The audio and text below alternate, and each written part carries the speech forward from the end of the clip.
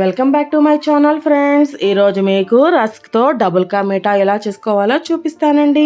Double ka meetha అనగానే నెయ్యి ఎక్కువ కావాల్సి వస్తుంది అనుకుంటున్నారు కదా, అవసరం లేదండి, ఈజీగా చేసేసుకోవచ్చు.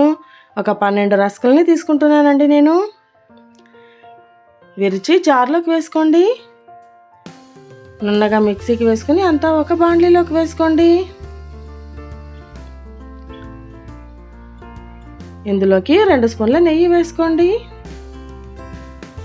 సన్నని మంట మీద రంగు మారే వరకు వేయించుకోండి. గమగమా అని వాసన వస్తుందండి. ఒక బాండ్లీలో 1/2 లీటర్ పాలు వేసుకోండి. పాలు కాగుతున్నప్పుడు మనం చేసుకున్నాం కదా రస్క్ పొడి, అదంతా వేసేసుకోండి.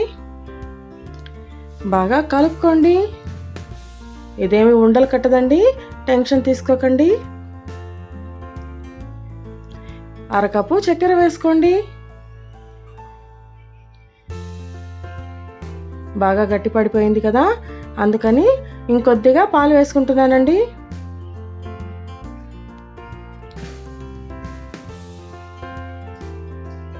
ఇదంతా సన్న మంటలోనే చేసుకోండి. మరో 2 స్పూన్ల నెయ్యి వేసుకొని ఇంకొద్దిసేపు ఉడికించుకోండి.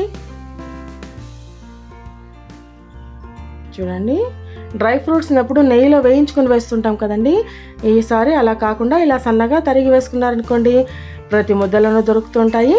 చాలా బాగుంటుందండి.